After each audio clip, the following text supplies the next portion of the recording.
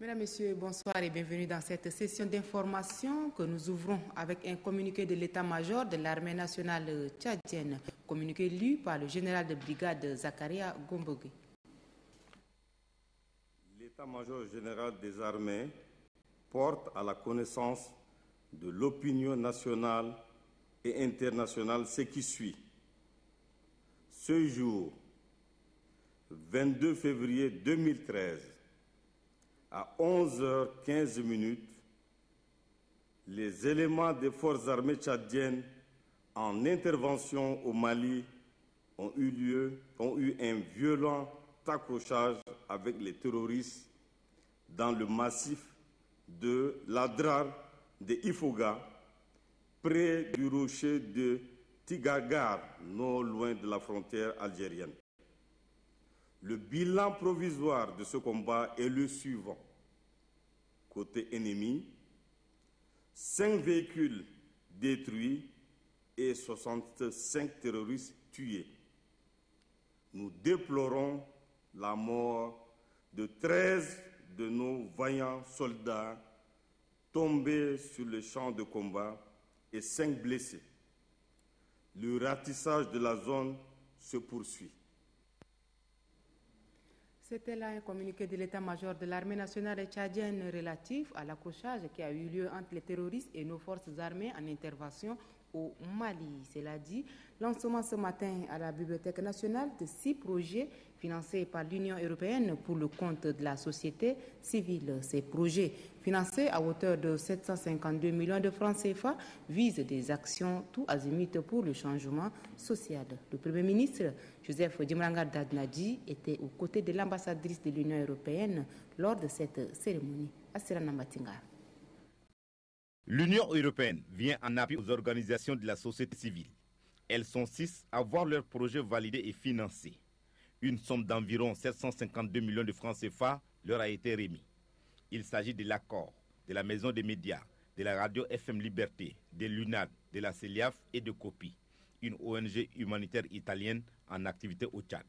Les projets soumis à l'appréciation du bailleur concernent la protection de l'enfance, la lutte contre la discrimination basée sur le genre, le renforcement du leadership féminin et la promotion de la paix. Justifiant ce financement, l'ambassadrice de l'Union européenne, Hélène Cavé, a relevé que la société civile est l'actrice du changement de mentalité et du développement durable. Une société civile dotée de moyens d'action constitue un élément essentiel de tout système démocratique et un atout en soi. Elle incarne et favorise le pluralisme et peut contribuer à une efficacité accrue des politiques, un développement équitable et durable et à une croissance inclusive. Le Premier ministre, Joseph Djimranga Dadnadji, qui se réjouit de ce geste de l'Union européenne, a fait remarquer qu'il n'y a pas d'antipathie entre le gouvernement et la société civile. Tous œuvrent pour le bien-être social, a-t-il affirmé, tout en précisant qu'il y a une nette différence entre le militantisme politique et l'activisme du changement social. Cette cérémonie marque ainsi le lancement officiel des 10 projets. Saisissant cette occasion, le Premier ministre a tenu à faire une mise au point par rapport aux relations gouvernement-société civile. Pour lui, il n'y a pas d'antipathie entre le gouvernement et cette dernière. Un extrait de ses propos.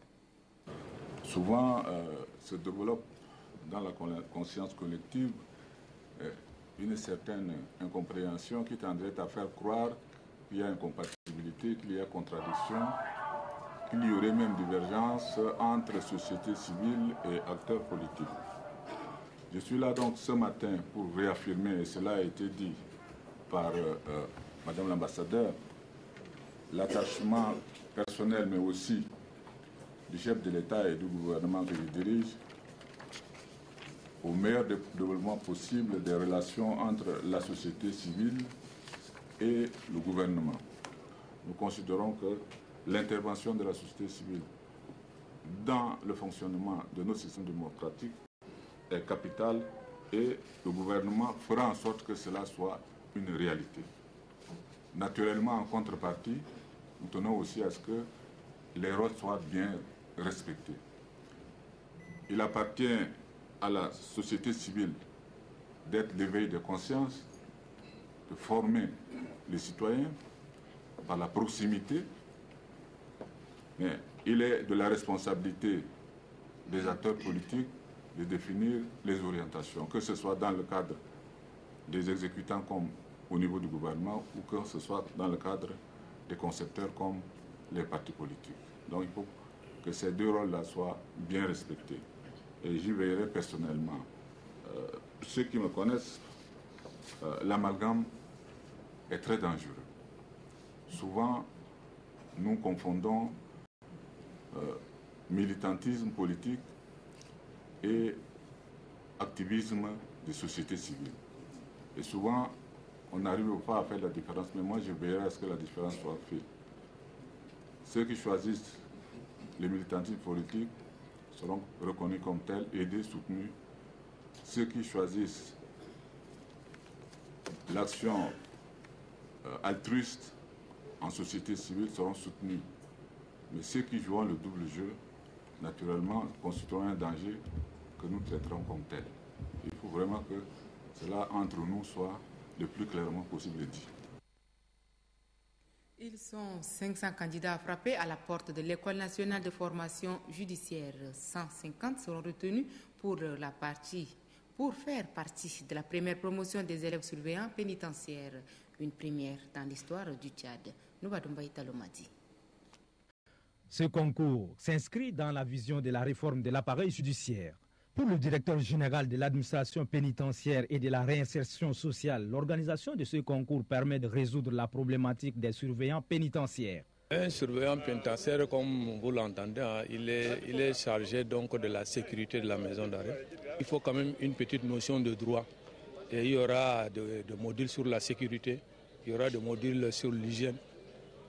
C'est en fait jusqu'à 6 modules de cours théoriques sur une période de 9 mois. Ce concours suscite un grand intérêt pour le ministère de la Justice et de facto. Il fait rayonner le visage de la justice tchadienne à l'extérieur du pays, précise le directeur de l'École nationale de formation judiciaire. Nous avons un certain nombre de maisons d'arrêt qu'il faut renforcer en agent ou bien en gardien de prison. Et ce concours, nous l'avons, comment on appelle ça, initié de commun accord avec la direction générale de l'administration pénitentiaire qui voulait renforcer le nombre de gardiens de prison.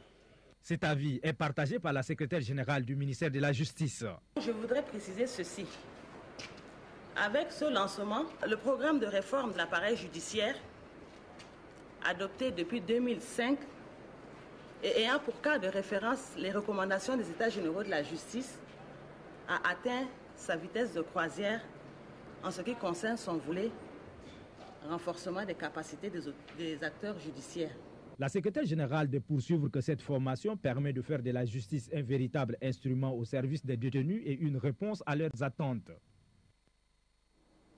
Ouverture ce matin à N'Djamena d'un atelier de formation du personnel de la Direction générale des impôts avec l'appui financier de la coopération française. Cette formation qui va durer plus d'une semaine porte sur la TVA. L'ouverture officielle est faite par le directeur général des impôts en présence de la conseillère de coopération et d'action culturelle à l'ambassade de France, Marale Josephine. L'élargissement de l'assiette fiscale, la lutte contre la fraude fiscale et le renforcement de l'administration fiscale sont les activités de la Direction générale des impôts contenues dans le plan d'action pour une période de 3 ans. En plus de ces activités, d'autres sont également prévues. Il s'agit de la poursuite de la gestion catégorielle des contribuables et la maîtrise des obligations fiscales. Ces objectifs ne peuvent être atteints que grâce au renforcement des capacités des agents ayant en charge la gestion, le contrôle et la supervision des impôts au Tchad. D'où la présente formation. Ces participants ont plus d'une semaine pour bénéficier de l'expertise d'un spécialiste en la matière. Pour le directeur général des impôts, cette formation revêt une importance non négligeable pour son service. Pendant la mission d'appui du département des finances publiques du FMI, la direction générale des impôts a montré un vif intérêt et une adhésion totale à la nouvelle orientation stratégique qui consiste à mettre l'accent sur la mobilisation du potentiel des recettes TVA en menant des actions qui concourent au renforcement de son administration et de son contrôle. La conseillère de coopération et d'action culturelle à l'ambassade de France, Françoise Gianviti, s'est apaisantie sur les diverses réalisations de son institution en faveur de cette direction. Elle a par ailleurs notifié que la taxe sur la valeur ajoutée constitue l'une des priorités du FMI dans son programme d'aide aux pays en développement. Voilà, ainsi s'achève cette session d'information. Merci d'avoir été des nôtres et bon début de week-end à vous.